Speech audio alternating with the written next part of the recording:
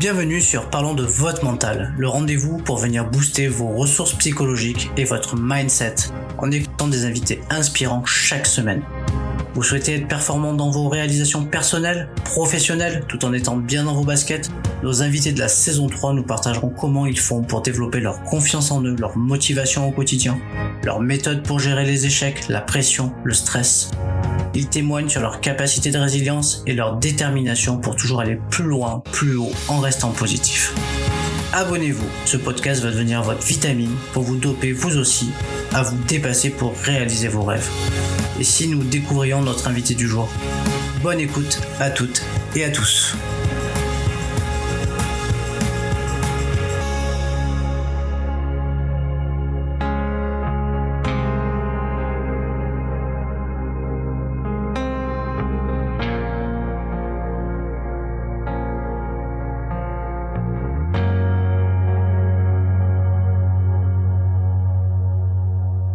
Bienvenue à toutes et à tous pour une nouvelle interview du podcast Parlons de votre mental. Et j'ai la chance de pouvoir accueillir sur le podcast en distanciel Élodie Laloum. Salut Élodie. Salut Seb. Je peux déjà vous dire, les auditeurs, que ça va speeder parce qu'on a des cerveaux actifs là et va falloir suivre et être dans le rythme parce que je pense que ça va bien speeder cette interview. Et puis prêt, feu. Voilà, on marque pré-feu, on est dans les starting blocks. Donc merci Élodie d'avoir accepté mon invitation. Je vais te laisser te présenter, mais avant tout, je sais que tu travailles dans les relations presse depuis très longtemps. Tu as une agence, donc du coup tu as une super expérience dans ce domaine-là, tu vas nous en parler un petit peu plus. Le grand événement, c'est l'accouchement de ta BD. Je pousse. Tu pousses. En tout cas, Élodie, bienvenue sur cet épisode. Du coup, tu es la fondatrice d'une agence de relations presse qui s'appelle Mélodique. Exact. Depuis fort longtemps. Comme je disais, tu viens d'accoucher d'un heureux événement, la naissance, pas de ton bébé, mais presque de ta BD. De mon deuxième bébé. Voilà. Qui parle de ma vie de maman solo. On va essayer de mixer un peu tout ça. Ouais. Nous parler un peu de ton parcours. Et puis après l'objectif du podcast, c'est de parler un peu de la dimension du mental, de ton mental à toi, par rapport à ton métier, ton parcours, ta vie en général. Et peut-être même par rapport à l'accouchement de cette BD aussi, parce que du coup, tu as dû passer par certainement plein d'étapes psychologiques hyper intéressantes dans la construction d'un ouvrage, que ce soit un livre ou une BD. Je pense qu'il doit y avoir des étapes certainement un peu similaires. Et puis voilà, on est parti. Du coup, qu'est-ce que tu peux nous dire un peu de toi là? Alors, je vais me présenter. Ouais, donc moi, je m'appelle Élodie Laloum. Effectivement, j'ai monté une agence de relations presse qui s'appelle Mélodique et je l'ai montée en 2005. À l'époque, il n'y avait pas de statut auto-entrepreneur ou micro-entreprise. Donc, en gros, si tu voulais te mettre à ton compte, tu avais qu'à créer une boîte. Donc, c'est ce que j'ai fait. À la base, elle s'appelle Mélodique parce que je suis une passionnée de musique et je voulais absolument travailler dans la musique. Donc, effectivement, les 3 premières années de l'existence de cette agence, c'était davantage de la production musicale, production d'événements, production de concerts, production d'artistes, management, édition, voilà. Et puis, en fait, je suis revenue à mes moutons, c'est-à-dire les relations presse parce que finalement, c'est ça mon cœur de métier, c'est là où vraiment j'excelle et c'est là où vraiment je sais faire la différence, alors que dans la musique, j'ai pas vraiment su faire la différence. Je m'occupe d'un peu tous les secteurs, j'ai des clients dans un peu tous les secteurs, l'automobile, l'industrie, le web, le consulting, la food, enfin voilà, j'ai un peu tous les secteurs. Et parallèlement à tout ça, il y a 11 ans, j'ai décidé de faire un enfant toute seule. C'est-à-dire que je suis partie en Belgique pour me faire inséminer et j'ai décidé donc de faire un bébé toute seule. Ça, c'est la plus grande décision de ma vie. Et du coup, je me suis dit que c'était peut-être marrant de raconter cette aventure-là sous forme de BD. Et donc, elle sort là le 19 avril. Donc, j'ai hyper hâte parce que c'est 1 an et demi de boulot avec l'illustratrice pour choisir les séquences les plus marrantes, les plus drôles, les plus émouvantes, les plus inspirantes, voilà, pour aider aussi à toutes les femmes célibataires qui éventuellement envisagent une PMA. Comment ça se passe pour de vrai, concrètement, avec un vrai recul, puisque maintenant ma fille, elle a 11 ans, donc j'ai quand même un peu de recul sur cette expérience-là. Voilà, donc je raconte vraiment mon parcours très simplement, voilà, avec mes mots à moi et avec toujours beaucoup d'humour, parce que c'est mieux, ça fait passer la pilule. Voilà, en gros, je suis hyper contente que tu m'invites dans ton podcast. J'ai eu la chance de te rencontrer, j'avoue, à travers le podcaston, qui était un super événement, voilà, auquel tu participais et qui montre déjà ta façon de concevoir aussi ton métier et de l'envisager dans une dynamique altruiste. Et c'est aussi la mienne. Donc moi, dans les relations presse, je choisis également les clients et les gens avec lesquels j'ai envie de travailler et qui ont cet état d'esprit, plutôt tourné vers les autres et la bienveillance. Et voilà, ce sont des valeurs fondamentales chez moi en tout cas. Bon, après, moi, je parle même plus de bienveillance, je parle de gentillesse parce que c'est la bienveillance. Oui, parce que la bienveillance, il est un peu galvaudé. Oui, c'est vrai. Ouais. Souvent, parfois, sous ce mot-là, finalement, on arrive dans des entreprises où ils sont pas du tout bienveillants. La gentillesse, l'entraide, c'est vrai que ça fait partie de l'altruisme, ça fait vraiment partie de mes valeurs. Et aujourd'hui, le podcast, moi, il me permet aussi de mettre en lumière des gens qui, finalement, j'ai envie de les mettre en lumière parce que je trouve qu'ils peuvent apporter quelque chose à d'autres personnes. Voilà, il n'y a pas que les people dans la vie, donc il y a aussi d'autres personnes. C'est comme ça que j'ai construit ce podcast. Voilà, pour mettre en lumière les gens. Et au départ, l'idée, c'était plus les sportifs qu'on méconnaît et qui ont une dimension mentale hyper intéressante, mais qu'on met pas en valeur. Et pourtant, ils seraient très, très inspirants par rapport aux jeunes Français qui pourraient écouter et être inspirés par ces personnalités-là, mais qu'on met pas forcément en valeur dans les médias. Et ensuite, j'ai ouvert parce que je trouve qu'il y a plein de gens inspirants et je me suis dit, mais tout le monde a un mental et il faut aller introspecter le mental de tout le monde parce qu'il y a plein de métiers passionnants, il y a plein de gens passionnants et il faut les mettre en lumière et voilà. Je suis parti avec mon bâton de pèlerin. Je me suis dit, c'est bon, je crée le média qui va parler des autres puisque finalement, les gros médias n'en parlent pas. Donc, allez, à moi d'y aller. Voilà. Moi, je suis pas du tout une grande sportive, mais par contre, effectivement, je pense que quand tu crées ton entreprise toute seule et que tu fais aussi un enfant toute seule, forcément, c'est quelque part, tu as un peu un mental un peu fort et un peu différent aussi puisque, toute la charge repose uniquement sur toi et donc, ça donne une autre vision aussi des choses et de l'environnement. Je te donne un exemple tout bête, mais par exemple, tu vas faire du ski. Moi, j'adore le ski, par exemple. Et si tu as le choix entre une piste rouge et une piste noire, tu vas prendre la rouge, même si tu as un peu envie de prendre la noire, mais tu vas quand même prendre la rouge parce que, comme tout repose uniquement que sur tes épaules, si tu te casses la gueule et que tu te fais mal et que tu as un bobo, forcément, les conséquences sont différentes. Donc, en fait, tu apprends à gérer le risque vraiment différemment parce que tu sais qu'il n'y a pas de personne bis autour de toi, ni pour ta boîte, ni pour ton enfant. Et ça, c'est énorme comme différence dans la façon d'appréhender la vie. C'est vraiment une vision à part, quoi. Voilà.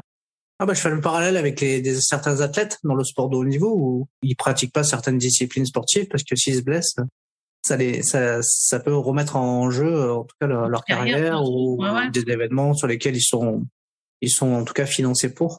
Quand tu me parles, en fait, depuis tout à l'heure, je pense à la chanson de Jean-Jacques Goldman. Oui, forcément. Jean-Jacques, si tu nous écoutes, on te salue. Oui. Jean-Jacques Goldman, que j'avais eu la chance de rencontrer il y a quelques années, parce que c'est un joueur de tennis et c'est quelqu'un qui est hyper inspirant, hyper simple, hyper altruiste. Si un jour j'ai l'occasion de le re-rencontrer pour l'interviewer dans le podcast, je le ferai avec plaisir. Génial, carrément. Ça a été une belle rencontre quand j'étais à Marseille. Il fait encore partie, je crois, des Français les préférés. Tu sais, quand il y a des classements là et tout, donc c'est marrant parce qu'il est plus du tout médiatisé, il est plus du tout dans le devant de la scène, comme quoi les gens ont quand même une forte mémoire et un fort affect, quoi. C'est clair. Et puis ses chansons, elles ont quand même. Et puis même son histoire, comment il est arrivé à la chanson, elle est assez incroyable. Voilà. Si un jour j'arrive à la voir, je serais très content. Mais aujourd'hui, je suis content d'avoir Elodie. Donc, on va parler de toi. Et on va commencer par le petit warm-up. Le petit warm-up, c'est souvent un portrait chinois. J'aime bien faire un petit portrait chinois de mes invités pour un peu, avoir un peu de relief, un peu sur ce qu'ils aiment, sur ce qu'ils aiment moins. Et puis après, on parlera de mental dans la foulée. Alors, Elodie, si tu devais choisir une couleur, quelle couleur choisirais-tu? Jaune. Et pourquoi le jaune? Soleil. Ah, le soleil. Ok. Le soleil, le jaune, c'est la vie. Le soleil, la luminosité. Ok. Ouais. Comme dans mon sud natal. Mais aujourd'hui, il fait beau à Paris. Il y a du soleil. Ça va, il y a du soleil. On en profite parce que c'est pas souvent. Si tu devais être un moment de la journée, quel moment de la journée serais-tu? L'aube. Et pourquoi? Parce que je suis hyper créative entre 5h et 7h du matin. Ok, tu te lèves tôt, quoi. Je suis une lève tôt, j'adore écrire à ce moment-là et voilà, j'ai l'esprit hyper éveillé entre 5h et 7h du matin. J'adore ce moment-là. Et quand j'ai la chance d'être dans la nature ou en vacances, c'est un moment d'observation et de contemplation. C'est un de mes moments préférés de la journée, vraiment, parce que je sais pas. C'est une promesse. Voilà, 5h du matin, c'est une promesse. Tu sais pas encore comment va se dérouler cette journée, mais c'est une promesse, quoi. Voilà. Pas un livre, ça, Les promesses de l'aube? Un peu. Gary, ouais, carrément. Ben oui. Ah, je fais des relations, des promesses. Goldman, Gary, c'est bon, là, moi, on est au top. Ouais. Ah ben justement, si tu devais choisir un livre qui t'a inspiré, tu choisirais lequel? Un livre qui m'a inspiré. Belle du Seigneur. Parce qu'il m'a marqué, je devais avoir 16-17 ans la première fois que je l'ai lu. C'est une histoire, un vocabulaire, une façon de décrire qui m'ont particulièrement touchée. Voilà, parce que aussi je pense que c'est le plus gros pavé que je m'étais mangé à l'époque. Voilà, donc mais parce que aussi il faut répondre vite là, sinon si j'avais eu le temps de réfléchir, je t'aurais fait une vraie liste des 10 bouquins qui m'ont le plus inspiré. Voilà. Mais alors je vais quand même répondre la chose spontanée, même si elle peut paraître vraiment idiote, mais la Bible, hein, quand même. Voilà, pour moi. Ah, mais t'es pas la première à citer la Bible. J'ai failli dire, mais comme ça fait vraiment très con, je l'ai pas dit, quoi. Mais voilà. Bah non, t'es pas la première. J'ai eu d'autres invités qui l'ont. Ah ouais, qui ont répondu ça? Qui l'ont cité spontanément, ouais, et qui la relisent régulièrement et c'est une source d'inspiration pour eux. Et si tu devais choisir un film? Alors, je vais te dire, depuis 20 ans, je vois entre 2 et 3 films par semaine. Donc, toi, ça fait quand même dans les 6000 à peu près. Donc, c'est beaucoup. Je peux pas t'en citer un. C'est vraiment, j'en ai tellement. Voilà. Là, le dernier que je viens de voir, je verrai sur vos visages, qui est sur la justice réparatrice. Magnifique, quoi. Voilà, Lelouch, Leila Bekki, Adèle. Enfin, je suis une fanat de ciné, mais vraiment une grande fanat de ciné. Donc, voilà, s'il fallait que je te fasse une liste, je pense que le podcast pourrait durer 2-3 heures, mais donc ça va être compliqué, pardon, de pas répondre bien à ce portrait chinois. Oh là là. Non, mais non. Mais non, il n'y a pas de souci. Pas de souci. Après, la justice restaurative, ouais, c'est un sujet, du coup, que j'affectionne particulièrement, hein, pour avoir une. J'imagine, oui. Un peu justice sur. Mais c'est hyper intéressant. On est un peu en retard, hein, sur la dimension de la justice restaurative en France, même si, elle existe. C'est très intéressant en tout cas, de coupler la justice pénale et la justice restaurative dans le. Moi, je connaissais pas du tout avant de voir le film. Je connaissais pas du tout cet aspect et je le trouve particulièrement pertinent, c'est-à-dire que vraiment à la fin, le regard des personnes victimes comme des délinquants a vraiment changé. La fraternité, je sais pas si tu l'as vu le film ou pas, mais je ne sais pas aller le voir encore. Mais il est bouleversant parce que tu sens en fait que c'est je sais pas sur combien de semaines ça s'étale, peut-être 3-4 mois, mais tu sens que ces 3-4 mois, ils ont peut-être été plus probants et plus efficaces que peut-être des années de prison, quoi. Tellement vraiment, tu sens que ça change les choses pour tout le monde, quoi. Voilà, c'est. Ouais, la justice restaurative existe depuis très très longtemps au Canada. Oui, pareil, ouais. En tout cas, je vous invite à aller vous renseigner sur ça, parce que en fait, c'est assez intéressant, et puis il y a des vrais résultats sur la non-récidive, en fait. C'est ça qui est intéressant, en fait. Et sur la prise de conscience. Donc ça, en tout cas, c'est le résultat qui est important, c'est-à-dire. Et la prise en considération, de la souffrance des victimes, du coup, ça c'est parce que souvent on commet un acte, mais on a rarement les victimes en face. Donc quand on peut en tout cas entrer en empathie, se rendre compte en tout cas de ce que c'est émotionnellement en termes de vécu, du coup c'est plus facile que quand on fait l'acte et qu'après on voit plus les gens et qu'on n'y pense pas. Donc mais en tout cas c'est un super film que j'irai voir et merci je te recommande pour l'avoir cité. Si tu devais me donner une citation qui t'inspire, ça serait laquelle? Le bonheur réside dans l'inattendu, de Jean d'Ormesson. Et en quoi elle t'inspire? C'est pour quelqu'un qui a une fâcheuse tendance à tout contrôler, tout organiser, et tout planifier. Il a tellement raison. Parce que en fait, le bonheur, il réside dans les quelques petites parties de mon existence où c'est pas moi qui. C'est la surprise, quoi, en fait. Exactement, c'est la surprise, l'inattendu. Vraiment, le bonheur réside là-dedans. T'avais pas pensé que il y allait avoir un super rayon de soleil et puis le déjeuner que tu devais faire un peu glauqui, finalement il va être en terrasse. T'avais pas pensé que t'allais croiser cette personne-là dans la journée et puis le hasard des rencontres parisiennes le permet. Voilà, enfin tu vois, c'est ça quoi. Vraiment, le bonheur réside dans l'inattendu. Pour moi, elle fait vraiment sens parce que je suis une psychorigide du contrôle quand même aussi. Donc voilà. C'est dit comme ça. C'est dit. C'est assumé. On pourra travailler dessus une autre fois. Ouais. Il y a du boulot. Ouais. Non, mais il y a beaucoup de gens comme ça. Mais après, des fois, c'est de la déformation professionnelle aussi. Très souvent. C'est surtout que, honnêtement, mener tout de front, si t'es pas un peu organisé, c'est impossible d'être maman solo et d'avoir une entreprise sans être organisée. Enfin, tu vois, c'est juste pas possible concrètement, quoi. Donc... Ouais, je comprends. Du coup, si tu devais me donner une qualité qui te correspond le plus, ce serait laquelle? Tenace. Tenace. Tenace, ouais. Je lâche jamais rien. Okay. Et ton principal trait de caractère? C'est un peu ça. Entière, quoi. Ouais. Entière. Je fais rarement les choses à demi. Ouais, mon principal trait de caractère, je pense que c'est ça. C'est le fait d'être entière. Très entière. Authentique, quoi. Ouais, authentique. Je vais pas dire charismatique parce que ça ferait prétentieux. Et puis en plus, je le suis pas spécialement. Mais non, juste authentique. C'est-à-dire, je ne sais pas mentir, je ne sais pas faire semblant, je ne sais pas dire quelque chose que je ne pense pas, je ne sais pas cacher quelque chose que je pense. Je ne sais pas fermer ma gueule. Il y a quand même beaucoup de choses quand même que je ne sais pas faire. Donc oui, authentique. Alors du coup, ça plaît beaucoup ou pas du tout. Ouais, moi, je trouve que c'est des qualités, en fait. Moi, c'est à qui on a affaire. Ah bah écoute, au moins, c'est vendu dans le package. Hein, voilà, quoi. C'est comme ça. Bah c'est mieux, je trouve. C'est mieux. Allez, une petite dernière. Si tu devais me donner une personnalité qui t'inspire, ce serait laquelle? Et pourquoi? Une personnalité qui m'inspire. Bon, ce serait facile de dire Simone Veil, mais parce que tout le monde va la citer, et que je suis une petite féministe dans mon coin. Non, mais une personnalité pour de vrai qui m'inspire, Michelle Obama. Ok. Voilà. Michelle Obama, pourquoi? Parce que cette femme a un parcours brillant en tant que femme, en tant qu'avocate, et elle a quand même su être la première dame pendant plusieurs mandats de son mari, et elle a, à mon avis, joué un grand rôle, et quand j'ai lu son bouquin, je sais pas, je l'ai trouvé vraiment à la fois d'une humilité incroyable pour quelqu'un qui a dormi à la Maison Blanche, quoi, et à la fois, elle arrive en fait à être particulièrement, douce dans sa lecture des phénomènes de société. Et pour quelqu'un qui a été confronté et qui a vu quand même des choses, franchement, les États-Unis sont quand même en frontal avec des problèmes sociétaux énormes. Voilà, je trouve que la douceur qu'elle apporte dans sa lecture et dans les réponses qu'elle y donne est voilà, très inspirante. Voilà. Ok, bah écoute, merci beaucoup. Je t'en prie. Ce petit portrait chinois, bah, du coup, voilà, le warm-up est terminé.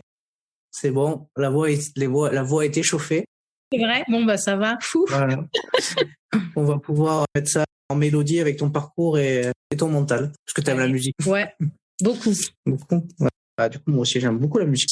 Ça calme ma tête, la musique. C'est un truc qui arrive à canaliser mon truc qui tourne, tu sais, le truc qui s'arrête pas des fois. Le vélo, là. Ok, le truc qu'on a entre les deux oreilles, des fois, qui nous laisse pas tranquille. Ok, ben ton parcours, il t'inspire quoi avec le recul? Si tu regardes un peu dans le rétro, là. Mon parcours à moi, en tant que quoi? En tant que maman, en tant qu'RP, en tant que femme tout court, en tant que... Ouais, ben déjà, écoute, tout, voilà. Tout. Ouais. Qu'est-ce qui m'inspire?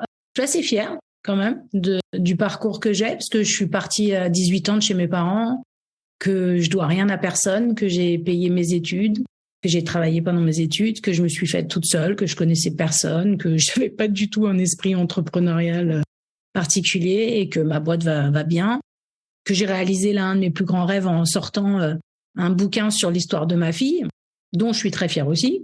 Donc, écoute, j'ai plutôt un regard de fierté. Après, j'ai quand même fait plein de bêtises, hein. Donc bon, on va pas les citer puisqu'on va essayer de rester sérieux. Mais ouais, si j'avais pu quand même m'éviter certaines mandales, voilà, ça aurait été pas mal dans la vie. Mais non, voilà, franchement, plutôt un regard. Si je regardais une photo de moi petite, je lui dirais t'inquiète, ça va bien se passer. Ton enfant intérieur. Ouais, c'est ça, exactement. Ouais, qui était pas très heureux. Donc du coup, je lui dirais t'inquiète, plus tard ça ira. De quoi tu es le plus satisfaite? De ma fille, clairement. D'avoir donné la vie, d'avoir donné un peu un sens, parce que c'est très bien d'avoir un travail passion, c'est très bien d'être content de se réveiller le matin, c'est très bien d'avoir un niveau de vie sympa qui te permet d'avoir une vie confortable et tout. Après, pour moi, tout ça faisait pas vraiment sens tant que j'étais pas maman. Maintenant que je le suis, vraiment, oui, clairement, ma plus grande fierté, c'est de l'entendre se marrer et d'avoir un casque comme tu portes là et de l'entendre chanter comme si elle chantait hyper bien alors qu'elle chante faux. Non, mais voilà, c'est de sentir qu'elle est heureuse, qu'elle est bien dans ses baskets et qu'elle va affronter le monde qui l'attend avec, j'espère en tout cas, toutes les armes que j'essaye de lui donner, quoi. Après, on peut chanter faux, certes, mais tout se travaille. Oui, c'est clair. Oui, non, mais je rigole parce que c'est assez drôle quand tu es en train de bosser et que tu la vois avec son casque et que tu entends juste des voilà, c'est assez drôle, quoi. Si je te dis la phrase rendre possible impossible, est-ce que ça fait écho à ton parcours? Oui, clairement, parce que personne n'a misé sur moi. C'est-à-dire que moi, au lycée, j'étais un cancre, donc j'avais envie de rendre possible l'impossible dans le sens où j'ai réussi pourtant mes études supérieures, alors que vraiment, c'était pas gagné. Après, j'ai réussi dans ma vie professionnelle, alors que les gens n'ont pas forcément une grande confiance en moi non plus.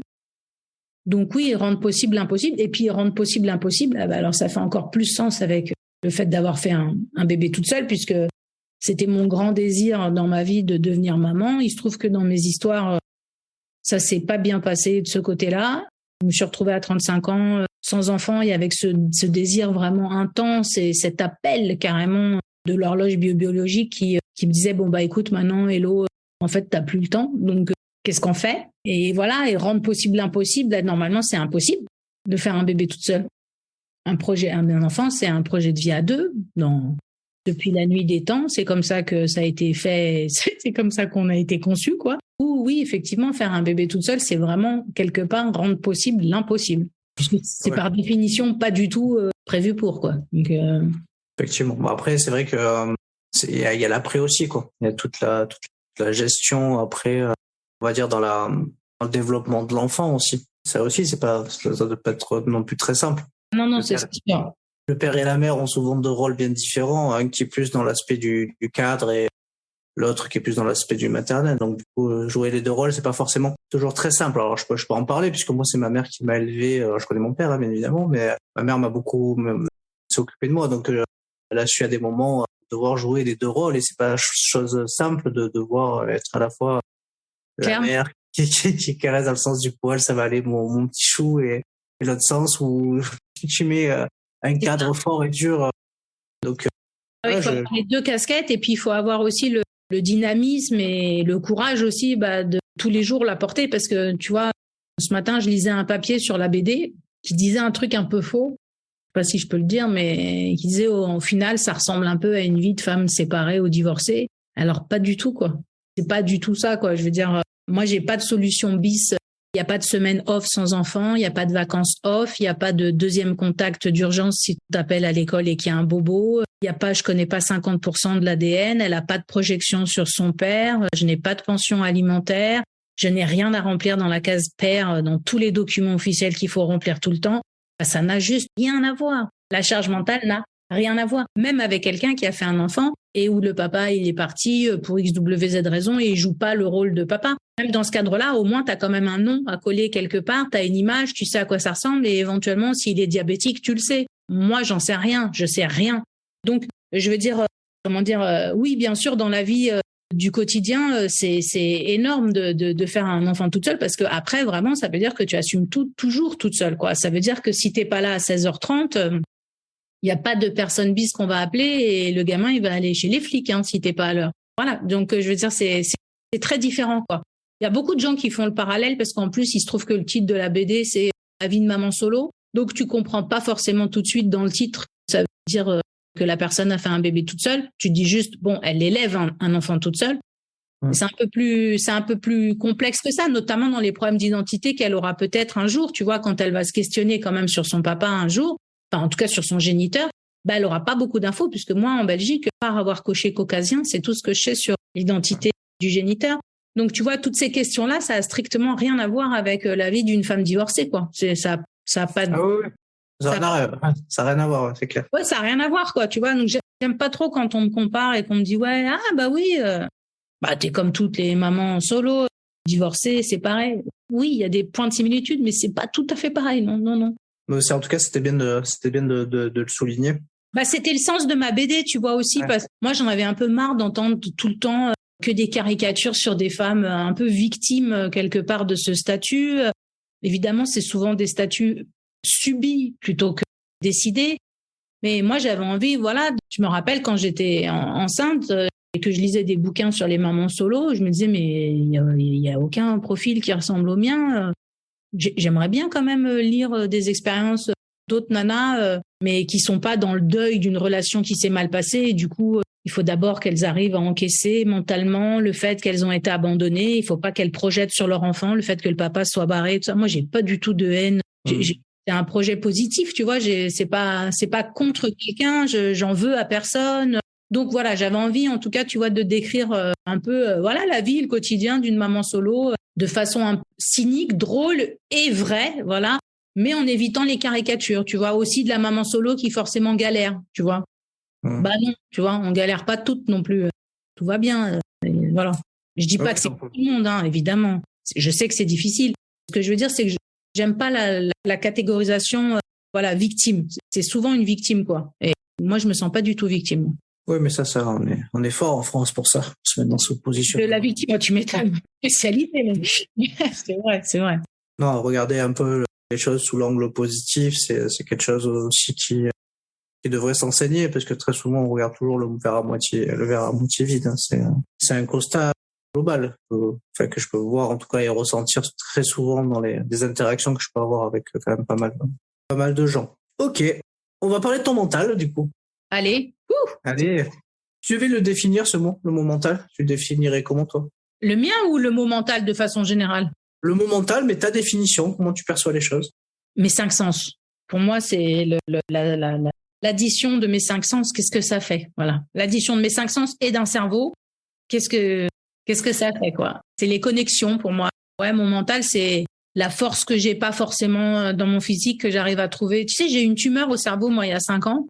Voilà, donc j'ai eu un méningiome frontal qu'on m'a enlevé par l'œil. Magnifique. Donc, pendant 2 ans, je me suis quand même demandé si j'allais pas devenir un légume, parce qu'on savait pas si l'opération, ça allait bien se passer ou pas. Eh ben, je peux te dire que là, je l'ai bien bossé, mon mental. Voilà, je pense vraiment, vraiment, vraiment très fort qu'il y a une force dans la tête. Tu sais, ma maman, elle a terminé l'année dernière le marathon des sables à 70 ans, première, seule dans la catégorie 70 ans. Marathon des sables, c'est 250 kilomètres dans le désert, en autonomie, tu vois, dans le genre sportif. Alors moi, je le suis pas, mais tu vois, l'exemple que j'ai, voilà, ça c'est ma maman à 70 ans, qu'est-ce qu'elle fait, quoi, tu vois. Donc ouais, le mental, tu vois, et elle me l'a toujours dit, et je sais qu'elle court avec son mental. Bien sûr, elle court avec ses jambes, mais en vrai, c'est 90% de sa course, elle m'a dit, c'est le mental. Donc Marathon des sables. Oui, j'avais la chance d'avoir interviewé Grégory Mouyenne, qui a fait un AVC à la naissance et qui a quelques comment dire, conséquences de cet événement, et qui a grandi, et puis du coup qui participe encore cette année au marathon des sables, et qui fait plein de marathons, et qui est porte-parole, je crois, pour le gouvernement sur les sujets du handicap.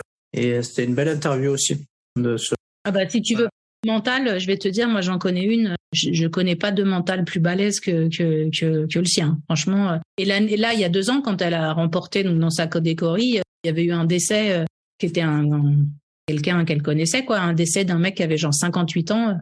Waouh, Ouais, c'est super. Il y avait plus de 50% des participants qui avaient abandonné au bout du 2e jour. Mais c'est costaud, hein, c'est costaud. Ouais, c'était costaud. Ouais, voilà. Bon, bref, voilà. Donc le mental, voilà, c'est ça. Pardon, j'en reviens. Ah, c'est pas grave. Donc les 5 sens, ok. Donc on va pas rappeler aux gens les 5 sens. Hein. Moi, j'appelle ça le VACOG, visuel, auditif, kinesthésique, olfactif, et le G pour le gustatif. Et toi, c'est lequel qui est le plus développé chez toi? Alors moi, celui qui est le plus développé chez moi, c'est le visuel et l'auditif. Ah, ok. Ah, c'est marrant. Moi, c'est le toucher et l'odorat. C'est les deux plus. Mais je pense que c'est lié aussi à notre manière, dans notre manière de se construire aussi. Je sais que moi, pendant longtemps, j'étais un petit peu timide, introverti, tout ça. Donc, j'observais beaucoup et j'écoutais beaucoup. Donc, je pense que j'ai développé ces sens-là prioritairement. Et puis après, avec les expériences, la confiance, le sport, etc., du coup, je me suis affirmé. Et du coup, j'ai développé d'autres. Mais en tout cas, ceux-là, ils restent. Donc voilà. Ouais, c'est bien. Je me paye œil de lynx et j'entends tout. Mortel. Moi, je suis myope comme une taupe. Voilà. Donc, par contre, j'ai un nez bionique, quoi. Je suis capable de sentir quelqu'un à 2 bornes. Je peux te dire ce qu'il a mangé, s'il a fumé, pas fumé, qu'est-ce qu'il a bu. Laisse tomber. Ah ouais, t'aurais pu être né alors peut-être. Ouais, j'aurais pu être né, exactement. Ouais. J'aurais bien aimé d'ailleurs, je crois. Il n'y en a pas beaucoup des nés. Et si tu dois me décrire une personne avec un bon mental, c'est quoi l'autoportrait de cette personne-là? Ah bah là, je crois que je viens de te parler de ma maman. Du coup, incontestablement, sur le mental, ça serait elle, ouais, vraiment. Parce que c'est dingo, ce qu'elle fait, quoi. Bon, il va falloir que j'interviewe, alors écoute, maman. Ah, elle a commencé à courir, elle avait un peu plus de 50 ans, tu vois. Donc, oui, elle s'est mise tard. Tard et pas tard, parce que tu vois, quand t'as 70 ans, en fait, tu vois, ça fait finalement 15 piges déjà que tu cours, quoi. Donc, elle a fait tous les marathons, elle a fait tous les marathons du monde. Excellent. Ouais, c'est un délire. Donc, ouais, l'exemple pour moi, forcément, c'est elle. Voilà, le plus proche, en tout cas, c'est elle. Est-ce que selon toi, l'enthousiasme est primordial pour son mental? Ah ouais, clairement. Ouais, tu as raison. Oui, l'enthousiasme, c'est... Alors moi, j'en déborde un peu. J'en ai vraiment beaucoup. J'en ai à revendre. Je pense pour enfiler à des gens qui sont un peu ternes ou fades ou dépressifs ou je sais pas. Voilà, donc oui, bien sûr, je pense que l'enthousiasme, en fait, voir les choses en partant gagnant et en étant content de les faire, en étant content de les vivre, je pense que c'est une posture, en fait. Tu vois, c'est une posture d'enthousiasme. Moi, je suis enthousiaste de tout. Franchement, de tout. Il y a très peu de choses dans la vie que je fais en me disant, moi, c'est aussi pour ça que je fais un peu toutes mes choses toute seule. Hein. Mais je veux dire, tu vois, il y a rien que je sais pas faire les choses, en fait, sans envie. Et donc, l'enthousiasme est mon moteur, un de mes moteurs, en tout cas, principal. Ouais, clair. Oui, après, on peut l'associer à aimer vivre, tout simplement. Ouais, exactement. Ouais, exact, ouais. Ok. Comment elle s'est construite, ta confiance? Tu nous as dit que, du coup, t'es partie tôt de chez toi. Ouais. Alors, je vais te dire comment elle s'est construite très précisément, si tu veux. Je t'écoute. C'est vrai, non, parce que c'est hyper précis. Je suis partie, j'avais 22 ou 23, je sais plus, 23 ans. Je suis partie à la base 3 semaines au Sénégal pour faire une mission humanitaire avec une copine qui m'a dit allez, viens avec moi, je pars 3 semaines, c'est l'été et tout. J'avais jamais foutu les pieds au Sénégal, je connaissais pas, voilà. Je suis partie et j'ai tellement kiffé que je suis restée 1 an et demi et pas 3 semaines. Et en fait, là-bas, j'ai appris tout ce que j'ai pas appris sur les bancs de la fac et tout ce qui me construit encore aujourd'hui. C'est-à-dire, j'ai appris à être l'étrangère. Quand t'es blanc, que t'as pas de sous, t'es en Afrique, que tout le monde est noir, que tout le monde pense que t'es blindé parce que t'es blanc, que tous les gens ont une autre religion que toi, une autre langue que la tienne, une autre façon de manger, une autre façon de rire, une autre façon de danser, tout est différent. Et que tu t'adaptes, que tu apprends leur langue, que tu apprends leurs coutumes, que, en fait, d'avoir réussi à me faire ma place dans une société qui était totalement différente de celle que je connaissais, m'a rendue super forte. C'est-à-dire que je sais maintenant que même si j'ai pas d'argent, même si tu me places comme ça n'importe où dans le monde, tu me lâches comme si on était, tu sais, télétransportés, tu me lâches dans la nature comme ça, je sais que je vais me démerder. Je sais que par la communication avec les gens, par l'empathie, par l'enthousiasme, par ma force de caractère, par ce que tu veux, en tout cas, je vais me démerder. Oui, je vais trouver à manger. Oui, je vais trouver où dormir. Oui, je vais même avoir des amis rapidement. Oui, je vais m'incruster dans cette vie. Oui, ça se trouve, je vais parler leur langage au bout de même pas 1 mois ou 2. Voilà. Donc, cette expérience-là, elle a été, tu vois, fondatrice, quoi, dans la confiance que j'ai en moi. Honnêtement, elle vient de là. J'avais un tout petit peu confiance en moi avant, mais depuis le Sénégal, j'ai totalement confiance en moi parce que je sais que je peux affronter des situations vraiment délicates, quoi. Voilà. Mais pour de vrai, je veux dire, où tu as vraiment faim, où ça fait vraiment plusieurs jours que tu manges pas, où les gens sont pas forcément toujours super contents, voire même que tu peux arriver dans un endroit un peu hostile à toi. Alors comment tu fais, quoi? Qu'est-ce que tu fais? Intéressant. C'est la prochaine BD? Ah! Oh, j'en ai. Si tu savais le nombre de sujets que j'ai envie de... Ah ouais, tu m'étonnes. J'ai 150 BD à sortir, moi. Ah, mais c'est intéressant. Et comment tu te positionnes sur le regard des autres? Alors, c'est un grand problème parce que depuis toujours, j'en ai rien à foutre. Alors, c'est à la fois une énorme force parce qu'effectivement, ça me touche pas ce qu'on pense de moi, honnêtement. Et en même temps, c'est complètement fou parce que, si, c'est quand même important. Surtout maintenant qu'on a les réseaux sociaux, l'instantanéité avec le portable et tout ça. Enfin, voilà, toutes ces choses qui font qu'on pose un regard sur vous rapidement et tout. Bon, du coup, normalement, t'es pas censé t'en foutre, quoi, de ce regard. T'es censé quand même l'écouter, l'analyser, voire même essayer de le modeler. Moi, vraiment, ça m'importe pas ce que les gens pensent. Ça m'importe pas. Ça m'a jamais importé et ça m'importera probablement jamais, quoi. Alors, je te dis, c'est à la fois une très grande force et une très grande faiblesse aussi. C'est les deux en même temps, quoi. Et comment tu te situes par rapport au droit à l'erreur? Alors, malheureusement, je suis nulle là-dedans parce que je suis hyper intransigeante et j'ai un peu du mal avec ça. C'est-à-dire, je suis pas trop tolérante, quoi. Tu vois, je manque de tolérance. Faudrait que je travaille un peu plus, quoi. La tolérance, pour moi, si tu me plantes une fois, bah tu plantes et salut. Voilà. Ouais, mais c'est bien, tu vois, parce que moi j'ai pas ce talent que t'as, parce que je trouve que c'est un talent. Et au final, moi je donne toujours une deuxième, une troisième chance. Tu vois, j'essaye quand même de me dire que l'humain peut évoluer, peut évoluer, changer. En tout cas, sur certaines choses, en tout cas, j'ai toujours l'espoir que les valeurs peuvent, en tout cas, évoluer. Mais bon, après, j'en arrive à un constat que sur certaines choses, j'en suis arrivé au même point que toi, tu vois. Ouais. C'est-à-dire qu'en gros, tu me l'as fait une fois à l'envers, hop, dégage. C'est-à-dire, voilà, moi, j'ai assez peu, je peux donner évidemment, pour en amitié ou en amour. Bien sûr que j'ai déjà donné des deuxièmes chances, des troisièmes chances. À la troisième, quand même, c'est très, très rare. Et par contre, je fais jamais de retour en arrière, quoi. Ouais. Donc, le droit à l'erreur. Mais là où je vois que je suis pas très tolérante, en fait, c'est encore une fois par rapport à ma fille. Même elle, quand elle se plante en classe, par exemple, je le prends pas très, très bien. Elle est chiante, quoi. Ouais, voire chiante, hein. Voilà, j'ai du mal à me dire, ouais, allez, c'est bon, c'est pas grave. On s'en fout, c'est l'école. Il y en aura d'autres, des notes. Rien n'est défini en 6e sur son avenir. Bah, moi, je stresse pour elle, j'angoisse à mort, vraiment. Très souvent, en tout cas, quand j'entraînais au tennis et que j'avais des parents un petit peu comme toi, qui étaient très exigeants sur la notion de résultat immédiat, c'est-à-dire la note ou le match gagné ou le match perdu. Très souvent, je leur disais, est-ce que vous pensez que même si votre fils ou votre fille devient un jour joueuse professionnelle ou joueur professionnel, est-ce que vous pensez qu'elle se souviendra de ce match parmi tous les autres matchs qu'elle va jouer par la suite? Et très souvent, en fait, ça les faisait. Ça leur permet de dézoomer un peu, ouais. Très souvent, en fait, même les enfants, du coup, ça les aidait. Donc, on débriefait, tu vois, on faisait un bilan du match parce qu'il faut capitaliser sur ses erreurs pour pouvoir progresser. Et très souvent, ça leur permettait aussi de prendre un peu plus de hauteur, c'est-à-dire parce qu'il y a des enfants aussi qui sont très perfectionnistes, mais qui sont un peu le reflet de leurs parents, parce qu'on leur demande d'être dans le résultat, donc d'être. Moi, il n'est pas du tout. Hein.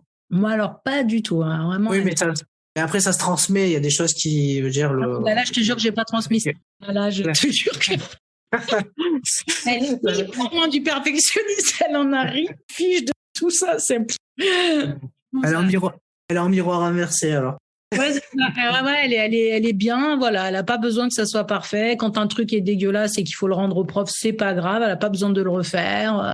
Une note moyenne, c'est pas grave. Il y a pire. Bah, rien. Pour l'instant, elle est heureuse en même temps. Bah, finalement, c'est bien, elle te fait travailler sur toi. Ah oui, complètement. Là, t'imagines même pas comment elle me fait travailler sur moi. Je crois que c'est la personne qui me fait le plus bosser sur moi, clairement.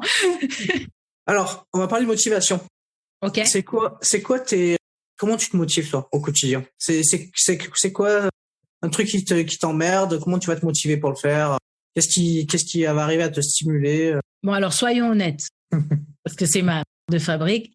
L'argent, quand même. C'est un de mes moteurs. Ça peut être un peu chiant à faire. Si je gagne un peu de sous, je peux le faire. 2, si j'en ai, un attribut intellectuel. C'est-à-dire si j'en gagne quelque chose parce que j'apprends quelque chose, pareil, je peux faire un truc chiant si au final je sens que je suis en train de m'enrichir d'une autre façon, pas de façon pécuniaire, mais tu vois, si je m'enrichis parce que j'apprends, je rencontre des gens nouveaux, je travaille dans un domaine que je connaissais pas, voilà, ça c'est génial, hop, ça me suffit à ma motivation, tu vois. Et puis après, j'avoue que j'ai une qualité qui est indispensable si tu montes ta boîte et que tu veux qu'elle dure. D'ailleurs, c'est pour ça que j'étais bonne à la fac et qu'il y a certains qui sont bons dans des écoles et d'autres qui sont bons dans la fac. Si je suis autodisciplinée, c'est-à-dire que j'ai jamais eu, même avant d'avoir un enfant, j'ai jamais eu besoin de personne pour me réveiller le matin et travailler.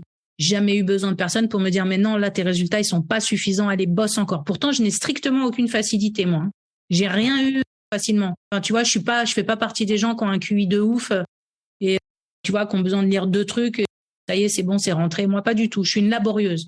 Je suis une vraie laborieuse, mais je lâche rien. Je te disais tout à l'heure la ténacité, ce qui fait que je vais finalement arriver un peu au niveau de ceux qui ont des facilités, mais parce que j'y ai passé 4 fois plus de temps. Donc ma motivation à moi, honnêtement, c'est mon épanouissement personnel, peu importe par quoi il passe. Voilà. Si ça m'épanouit de faire cette chose, alors j'ai pas de problème pour me motiver à la faire quotidiennement ou pas. Enfin, tu vois, voilà. C'est un peu ça ma façon. Après, je dis pas que c'est un peu fourbe aussi parce que forcément, il n'y a pas de limite. Du coup, tu vois, ma santé mentale, des fois, elle en prend un coup, quoi. Parce que tu veux toujours plus, en fait. Difficile de se satisfaire au bout d'un moment, de dire, bah, ça y est, là, c'est bien, comme ça. Voilà. C'est intellectuellement, tu t'enrichis, tu gagnes des sous, tout va bien. Quoi, vouloir chercher plus, quoi. Mais c'est juste que d'abord, je suis beaucoup sollicitée, honnêtement. Surtout là, depuis 1 an que je suis sur LinkedIn, je reçois vraiment, par exemple, en termes de prospection, j'en reçois pratiquement 1 à 2 par jour. Des gens qui veulent travailler avec moi. Alors, tu vois, moi, je suis open, quoi. Et je peux pas répondre à tout le monde. Et puis, tout ne m'intéresse pas. Et puis, voilà. Donc, voilà. J'essaye de faire la part des choses, mais des fois, je suis un peu trop gourmande intellectuellement parlant et financièrement parlant, tu vois. J'ai un peu tendance à vouloir faire encore plus, quitte à être un peu proche du burn-out parfois, quoi. Bon, bah, il faut pas aller vers le burn-out quand même. Ouais, voilà, c'est ça. Il faut essayer. Bah, j'en ai fait un en septembre, donc maintenant je sais que ça peut arriver. Je connaissais pas, bon, voilà, je suis tombée. Donc maintenant je sais que ça peut arriver. Du coup, je suis hyper vigilante, mais je suis plus vigilante pas sur le volume de travail, mais sur la qualité des relations avec les gens avec lesquels je travaille. Je sais que maintenant il y a des profils toxiques avec lesquels j'arrête tout de suite. Je sais que je pourrais pas travailler avec ces personnes-là parce que voilà, la façon dont nous échangeons ne me convient pas et je préfère arrêter, quoi, tu vois. Tu as raison, parce que les personnes toxiques, généralement, c'est des puits sans fond d'un point de vue énergétique aussi. Exactement. Ouais. Cette énergie-là qu'ils te prennent, tu peux pas la mettre sur d'autres choses. Et puis moi, je le dis souvent, tu vois, je peux pas être en conflit avec mes clients puisque moi, je me bats toute la journée déjà pour que mes clients soient médiatisés. Donc, je suis déjà dans une position de fight, c'est-à-dire que j'essaye alors qu'on est 150 sur la corde à essayer d'intéresser les journalistes, j'essaye de faire partie de ceux qui ça va marcher, tu vois. Donc, si de l'autre côté, avec les clients, je me bats aussi avec eux, bah non, tu vois. Ouais, c'est compliqué. C'est compliqué d'être sur le ring toute seule. Bah, c'est ça. Ouais, voilà, tu vois, je veux dire, je suis sur un ring déjà, je prends des coups toute la journée avec des journalistes qui sont quand même souvent des divas sursollicités, qui ont une piètre opinion des attachés de presse et qui en ont un peu strictement rien à fiche de ce que tu leur racontes. Donc, il faut quand même réussir déjà à sortir du lot, ce qui est pas évident tous les jours. J'y arrive, sinon je n'ai pas RP depuis 20 ans, mais voilà, c'est pas évident tous les jours. Donc voilà, il faut que de l'autre côté, pour que la motivation, l'enthousiasme et tout ça gagne et reste la source moteur, il faut que les gens avec lesquels tu travailles, ça soit fluide, voilà, qu'il n'y ait pas de tension dans les mails, dans les échanges, dans les mots, dans les attentes. Tu vois, c'est très important d'être transparent, vraiment bien, quoi. Tu vois. Ouais, après c'est vrai que les contacts directs, en tout cas moi c'est vrai que je préfère souvent les contacts directs parce que souvent le mail il peut être mal interprété selon comment les gens écrivent, selon l'attention déjà dans laquelle toi tu es, comment tu vas interpréter les mots. Des fois des gens s'expriment. Et souvent je prends cet exemple-là. C'est bête à dire, mais très souvent je connais des jeunes qui pour se dire bonjour ils se disent va niquer ta mère en fait. Ça commence fort. Bah écoute, mais du coup en fait au départ c'est choquant, tu te dis mais pourquoi il lui dit ça de bon matin? Mais en fait c'est presque affectif, tu vois, c'est un super bonjour en fait, ça veut dire je t'apprécie, content de te voir quoi. C'est ça le vacuum quoi, c'est ça que ça veut dire quoi. mais du coup c'est intéressant, tu vois, quand tu débarques et que du coup que t'as pas ces codes là en fait. Donc tu sais que tu te dis que la communication, c'est important en amont de bien décoder avec qui tu communiques, pour savoir si et voilà, c'est ça. C'est important. Donc tu m'as parlé de burn-out, donc ça veut dire moi quand je dis j'entends burn-out, j'entends pression, j'entends stress, j'entends sursollicitation. Donc aujourd'hui tu me dis que tu t'en es sorti, mais du coup je m'en suis sortie avec un psy et avec des médicaments. Comment tu fais aujourd'hui maintenant mieux gérer cette pression, cette sursollicitation? Je mets des stops. Je te dis, par exemple, fin 2022 et début 2023, je me suis séparée à la suite de 3 clients très importants. J'ai en tout pratiquement réduit plus de 50% de mon chiffre d'affaires mensuel. Mais ça a été ma façon à moi de dire, bon, bah là, par contre, on va pas continuer parce que moi, ça me convient pas humainement parlant, ce genre d'échange. Donc, du coup, vu que je vois que le burn-out est possible, je vais essayer de me protéger, voilà. Donc ça, c'est d'un point de vue business, mais ça peut être aussi avec les amis. Hein. J'avais des amis qui étaient aussi parfois, certains en tout cas, très chronophages et mangeurs d'énergie. Et voilà, aussi mettre un peu de distance, faire comprendre que voilà, tu peux pas être Mère Teresa pour tout le monde, quoi, non plus, quoi. Tu vois, tu peux écouter, tu peux être là, tu peux être fidèle, tu peux être solide. Mais bon, le fait est que j'ai déjà un enfant qui compte que sur moi. J'ai aussi des clients qui comptent que sur moi. Donc déjà, je réponds à leurs attentes. J'aimerais bien essayer à un moment donné, par exemple, ce qui est mon grand reproche, et le psy le dit souvent, de répondre aussi à mes attentes à moi. Pour l'instant, tu vois, moi, je suis quand même en stand-by depuis quelques années. Hein. Ouais, c'est important aussi de penser à soi, quoi. Ouais, et c'est pas évident, tu vois, de trouver une fenêtre pour y arriver, quoi. Franchement. En fait, c'est pas évident. Alors, je peux totalement te comprendre. C'est-à-dire que quand moi, je sais que je suis très tourné vers les autres. Et quand on est très tourné vers les autres, souvent, on pourrait s'oublier soi-même. Donc, en fait, c'est un vrai travail sur soi que de se dire, non, bah, ce moment-là, il est pour moi. Et les autres, on verra après. Et ça, c'est pas si simple. Non, c'est pas simple. Et tu vois, toi, au moins, tu fais du sport, par exemple. Moi, pourtant, j'adore la danse et je fais de la danse depuis 20 ans. Et ben là, depuis 2 ans, j'arrive plus à caler des cours de danse, des stages de danse. Et tu vois, alors que c'est la seule activité physique que j'adore, tu vois, voilà. Donc, c'est dommage, tu vois. Il faudrait que j'arrive à trouver le créneau, mais j'arrive pas. Et pourtant, je vois bien que j'ai des copines qui ont des enfants, qui ont des jobs hyper prenants et qui arrivent à caler leur séance de Zumba ou de je sais pas quoi. Tu vois, elles vont aussi se faire masser, elles vont faire des trucs et tout. Moi, j'ai vachement de mal quand même à trouver. En fait, je pense que j'ai du mal à trouver de la légitimité aussi, à trouver du temps que pour moi. Tu vois ? Ouais, mais ça, je le comprends complètement, quoi. Complètement. On en parlera en off si tu veux. Avec plaisir. On en parlera en off. Allez, j'ai une petite dernière pour toi. Ouais. Souvent on dit que pour avoir une force mentale, il ne faut rien lâcher. Qu'est-ce que t'en penses ? Ah bah oui, comment te dire que je t'ai dit que c'était ma qualité première. Alors tu vois, dans le genre sanglier, tu vois, qui une fois qu'il a reniflé un truc, il va rien lâcher. C'est un peu moi, tu vois. Donc ouais, moi, tant que j'ai pas réussi, je lâche pas. Ouais, c'est pas compliqué. Tant que j'ai pas atteint ce que moi je me suis donné comme objectif et que personne d'autre ne me donne, je lâche pas. Voilà. Donc voilà, je peux y retourner 50 fois, 100 fois, 1000 fois. En tout cas, je vais rien lâcher. Bon, à part évidemment si ça dérange la personne, si mon objectif en est au point de déranger la liberté d'autrui. Tu vois, je suis pas non plus, je suis pas une harceleuse.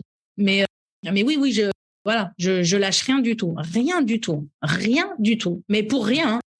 Par contre, c'est hyper chiant aussi comme mentalité. Je te donne un exemple, tu vois, je sais pas. Tiens, je me suis fait avoir par last minute l'année dernière, un petit week-end à Rome. Bon, bref. Ils se sont plantés sur l'hôtel, il n'y avait pas le taxi, il n'y avait rien du tout. Quand tu essayes d'appeler le service client après pour te faire rembourser, ils t'envoient balader 1 fois, 2 fois, 3 fois. Tu fais quand même 1 mail, 2 mails, 3 mails, tu passes 2-3 coups de fil. Puis au bout d'un moment, quand même, tu es obligé de lâcher l'affaire parce qu'en même temps, pour être remboursé de X euros, tu vas pas non plus passer, tu vois, 3 jours plein pour ça. Bon voilà, donc à part ces cas-là où vraiment d'extrême, où on t'a à l'usure, où on te fait bien comprendre que c'est pas la peine d'appeler un service client, tu n'auras pas gain de cause. Sinon, non, il y a peu de chances que je lâche. Voilà, le seul domaine dans lequel j'ai pas de volonté, c'est le régime. Alors là, par contre, je lâche très très bien l'affaire. Ça, il y a pas de problème. Je te comprends aussi. Ouais. Ah là, vraiment, je suis une bille en termes de volonté. Ouais. Après, le truc, c'est que quand on aime manger ou quand on aime les bonnes choses, c'est compliqué de faire le régime. Alors, il faut se faire accompagner, je pense. Ouais, voilà, mais voilà. En tout cas, je sais que ça, c'est vraiment un domaine, par exemple, dans lequel j'aurais vraiment besoin de m'améliorer parce que ma volonté là-dessus, tu vois, quand je te dis je lâche rien, c'est faux. Sur ce domaine-là, par exemple, je suis incapable j'ai une addiction aux bonbons, moi. Je mange des bonbons régulièrement. Bon, bah voilà, quoi. Il y a je sais pas combien de docteurs qui m'ont dit, madame, il faut arrêter les bonbons. Il faut arrêter, ça suffit. Moi, je dis oui, pendant, 1 semaine, j'en mange un peu moins. Et puis, je reprends. Ok. Moi, j'ai une bonne adresse pour toi. Allez, dis donc, qu'est-ce qu'on a comme off à faire? Pour arrêter les bonbons. Ok. Écoute, on est arrivé à la fin de toutes les questions que j'avais envie de te poser ce matin. Bon, bah, c'est cool. Encore un grand merci pour ta disponibilité. Le 19, c'est bientôt. Ouais, carrément. Ouais. Ça arrive vite. C'est la veille des vacances scolaires, il me semble presque, non? Ouais, 2 jours avant les vacances scolaires. C'est le 21. Le 21, d'ailleurs, j'ai une séance dédicace à Paris chez BDNet pour justement et les vacances et la sortie de la BD. Donc ouais, c'est un gros bout là. C'est 1 an et demi de boulot, l'air de rien, une BD. Hein. Entre le moment, la première fois où j'en ai parlé avec l'éditeur et là, ça fait 1 an et demi. Non, mais c'est incroyable. En tout cas, plein de bonnes choses pour l'accouchement. Ouais, c'est gentil, c'est gentil. Merci beaucoup de ton invitation. C'était très chouette d'échanger avec toi. Très intéressant. Et tu connais, en tout cas, moi, dans le podcast, j'aime bien que ce soit l'invité qui vienne conclure l'épisode en disant quelque chose qui lui tient à cœur, quelque chose qui va rester un peu marqué comme, tu sais, dans une pierre. Tu sais, des fois, il y a des gens qui gravent la pierre. Ah ouais. Voilà. Si tu peux graver ta pierre de parlant de votre mental et avec quelque chose qui te tient vraiment à cœur de partager avec tes auditeurs et quelque chose qui pourra les faire cheminer ou quelque chose qui pourra les faire réfléchir. Alors, moi, j'aimerais qu'on apprenne un peu plus collectivement à vivre ensemble, tous. Autant avec toutes nos différences, toutes nos façons de voir les choses différentes. Mais j'aimerais qu'on soit un peu plus à l'écoute les uns des autres et qu'on arrive enfin à vivre ensemble. Voilà. C'est le seul truc qui me vient là parce que c'est vraiment un truc profond que je ressens. En plus, on est dans un climat tellement tendu en ce moment. Tu sais, moi, j'habite à Bastille, donc... Bastille, ouais, je connais bien. Voilà, non mais comment te dire qu'on est un peu au cœur quand même de pas mal de mouvements. Ouais, j'aimerais bien que les gens arrivent à s'écouter les uns les autres davantage et à vivre ensemble mieux, quoi. À mieux se comprendre, d'arrêter de se juger trop vite, voilà. D'avoir des clichés surtout sur les gens, leur religion, leur couleur, leur catégorie socio-professionnelle, leur sexualité, leur ce que tu veux. J'aimerais que les gens arrivent un peu à dépasser ça et s'ouvrir à l'être humain qu'ils ont en face d'eux, quoi. Tout court. Ouais, moi je dis souvent aussi que avant de juger, c'est bien de balayer devant son paillasson déjà. Ouais, déjà, ouais, tu m'étonnes. Et puis après, d'être tolérant, quoi. On parlait de tolérance tout à l'heure, mais d'être tolérant. Voilà, je veux dire, chacun est un être, pour moi, est un être vivant unique et qui a le droit d'exister comme il le souhaite, quoi. Bien évidemment, dans un cadre déontologique de fonctionnement pour le bien commun. Mais c'est vrai que bon, voilà, je pense que prôner la tolérance et prôner le fait d'arriver à s'enrichir les uns des autres, voilà, comme tu disais, quelle que soit la religion, quel que soit ce qu'on aime, la culture, et voilà, donc chacun a des appétences, et je pense que c'est ça la force, pour moi, la force d'une entreprise ou d'une société ou d'un groupe, c'est on va dire, c'est des différences individuelles qui se mettent au service du collectif. Voilà, donc ça c'est ça, on forme une team, quoi. Ça serait bien que les gens soient un peu plus conscients que là, on est vraiment tous dans la même team. Et en l'occurrence, l'objectif commun qu'on devrait avoir, là, honnêtement, c'est de préserver cette planète parce que là, franchement, on va dans un mur, mais bien. Et je pense que c'est ça, voilà, qui manque un peu quand même dans la conscience. Voilà, ce serait bien qu'on en prenne un peu plus conscience pour de vrai, quoi. Ok, écoute, le message est passé. Ok, merci beaucoup. Écoute, je te dis à très bientôt. Voilà, à très bientôt. Okay. Salut. Si cet épisode t'a plu, tu peux le partager en me taguant ou en lui laissant 5 étoiles sur Apple Podcast. Tu pourras aussi être tiré au sort pour gagner un test HomeSat pour évaluer tes qualités mentales.